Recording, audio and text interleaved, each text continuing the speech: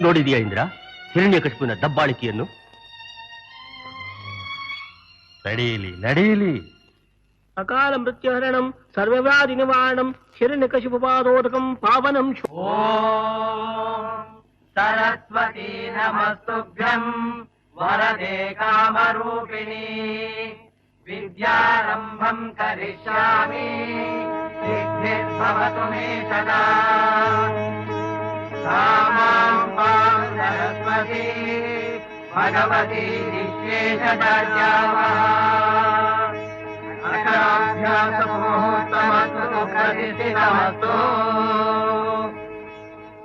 ಬಾ ಕುಮಾರ.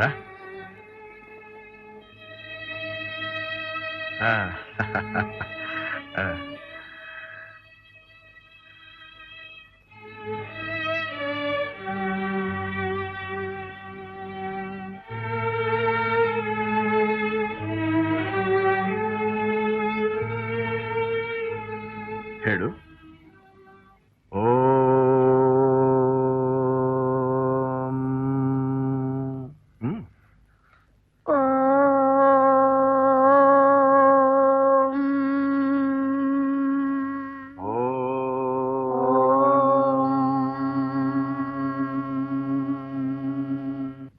ಏನ್ ಅದೃಷ್ಟ ನಮ್ಮದು ಸಹೋದರ. ನಮ್ ವಿದ್ಯೆನೆಲ್ಲ ಇವನ ಧಾರೆ ಯಶಸ್ಸು ಕೀರ್ತಿ ನಮಗೆ ಕಟ್ಟಿಟ್ಟ ಬುದ್ಧಿ.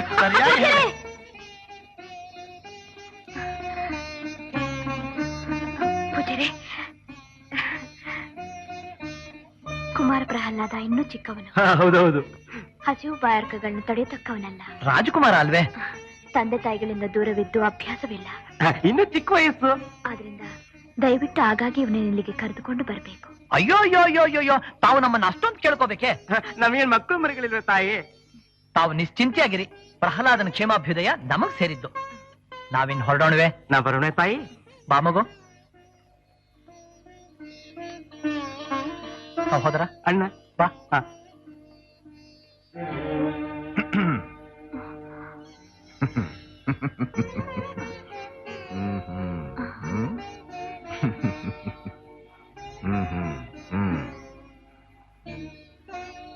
ಕಯಾದು, ಏನದು ಗುರುಪುತ್ರರೊಡನೆ ಏನು ಹೇಳುತ್ತಿದ್ದೆ? ಏನಿಲ್ಲ. ಇರ್ಲಿ ಹೇಳು, ಏನು ಹೇಳುತ್ತಿದ್ದೆ?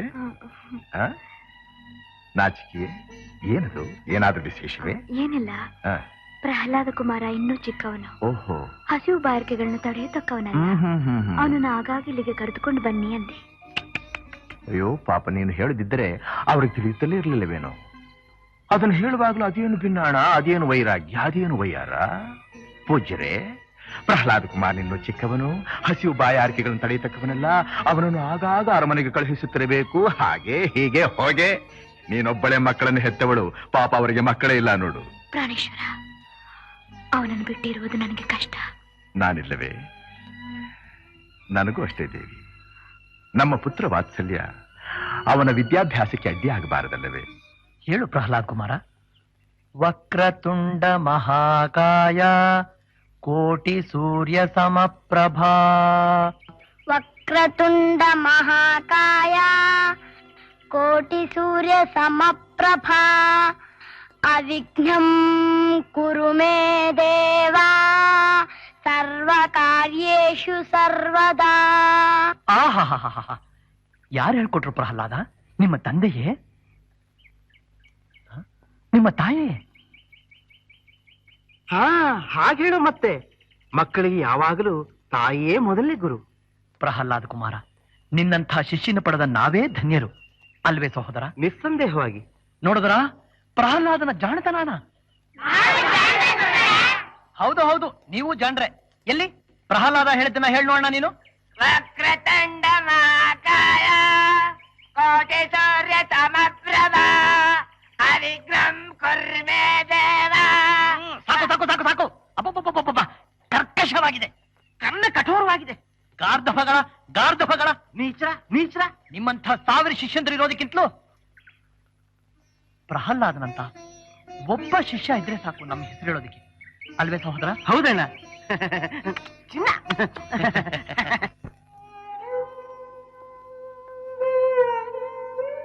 ದೇವಿ,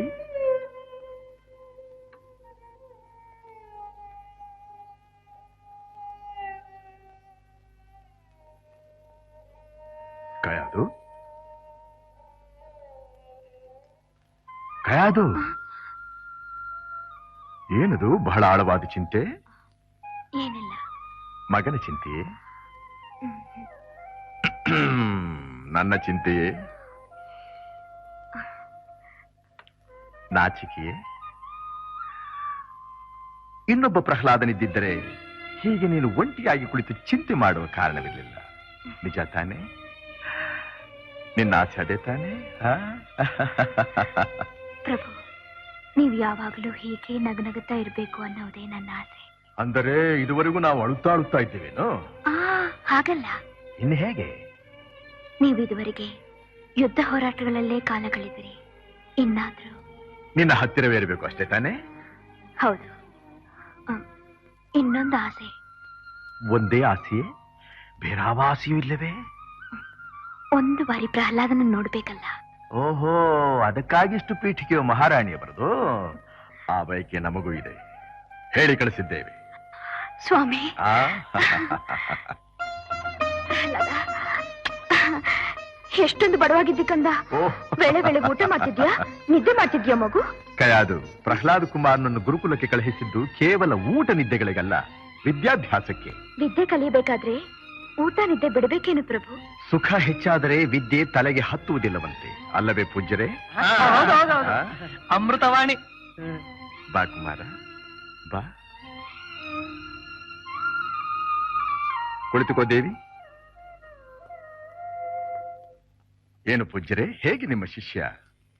ವಿನಯ ವಿಧೇಯತೆಯಿಂದ ನಡೆದುಕೊಳ್ಳುವನೆ? ಅಯ್ಯೋ ಅಯ್ಯೋ ಅಯ್ಯೋ ಅಯ್ಯೋ ಅಯ್ಯೋ, ಅದೇನು ವಿನಯ, ಅದೇನು ವಿಧೇಯತೆ, ತಮ್ಮ ಪುತ್ರ ರತ್ನ ಅಲ್ಲವೇ? ಅದೇನು ಜಾಣತನ, ಅದೇನು ಕಥೆ. ಬುದ್ಧಿ ಪಾದರಸ, ಬೆರಳು ತೋರಿಸಿದ್ರೆ ಹಸ್ತಾನೆ ನುಗ್ತಾನೆ. ಇಂಥ ಶಿಷ್ಯ ಕೋಟಿಗೊಬ್ಬ. ಅಂತೂ ನಮ್ ಜನ್ಮ ಸಾರ್ಥಕ ಆಯ್ತು. ಆಯ್ತು. ಕುಮಾರ, ಗುರುಗಳು ಏನು ಹೇಳಿಕೊಟ್ರು ಅದನ್ನು ಹೇಳಿದೆಯಾ?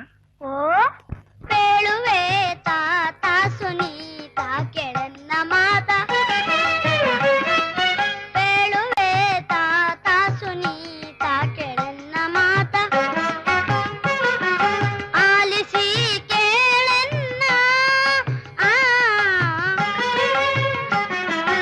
ಆಲಿಸಿ ಕೇಳನ್ನ,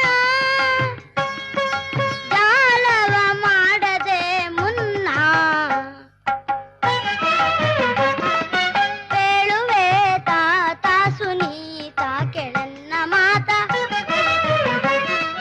ಬೇಳುವೆ ತಾತ ಸುನೀತ ಕೆಳನ್ನ ಮಾತ,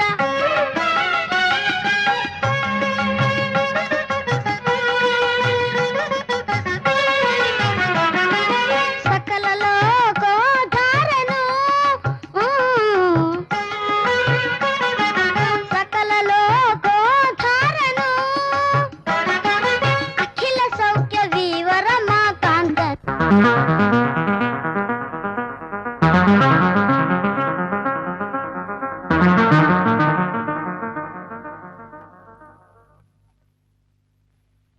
ಮತ್ತೊಮ್ಮೆ ಹೇಳು. ಯಾವುದನ್ನ ಹೇಳಲಿ ತಂದೆ? ಅದೇ ಸಕಲ ಲೋಕೋದ್ಧಾರನು. ಸಕಲ ಲೋಕೋದ್ಧಾರನು, ಸಕಲ ಲೋಕೋದ್ಧಾರನು, ಅಖಿಲ ಸೌಖ್ಯ ವಿವರ ಮಾಕಾಂತನು. ನೀವು ಸುಮ್ಮನಿರಿ. ಮತ್ತೊಮ್ಮೆ ಹೇಳು. ಅದನ್ನೇ ಹೇಳಲೇ? ಹೌದು. ಸಕಲ ಲೋಕೋದ್ಧಾರನು, ಸಕಲ ಲೋಕೋದ್ಧಾರನು, ಅಖಿಲ ಸೌಖ್ಯ ವಿವರ ಮಾಕಾಂತನು. ಸಾಕು. ಇದೇ ಏನು ನೀವು ಅವನಿಗೆ ಹೇಳಿಕೊಟ್ಟದ್ದು? ಕ್ಷಮಿಸಿ ಮಹಾಪ್ರಭು, ನಾವಿದನ್ನೆಲ್ಲ ಹೇಳ್ಕೊಟ್ಟಿದ್ದು. ನಮ್ ಕಾಲ ಮೇಲೆ ನಾವೇ ಕಲ್ ಹಾಕೋತೀವ? ನಾವು ಆ ಕಾಂತನ್ ಹೇಳಿದ್ವು, ಇವನು ಈ ಕಾಂತ ಹೇಳ್ತಾ ಇದ್ದಾನೆ. ಇನ್ನೊಮ್ಮೆ ಅವನ ಬಾಯಲ್ಲಿ ಶಬ್ದ ಬಂದರೆ ಏನಾಗುವುದು ಗೊತ್ತೇ? ಶಿರಶ್ಛೇದನ. ಶಿಷ್ಯನು ಮಾಡಿದ ತಪ್ಪಿಗೆ ಗುರುವು ಆ ಶಿಕ್ಷೆಯನ್ನು ಅನುಭವಿಸಬೇಕಾಗುತ್ತದೆ. ಕಳೆದುಕೊಂಡು ಹೋಗಿ. ಶತಮಾನಂ ಭವತಿ ಶತಾಯು ಪುರುಷ ಶತೇಂದ್ರಿಯ ಆಯುಷ್ಯೇವೇಂದ್ರಿಯೈ ಪ್ರತಿಷ್ಠತಿ.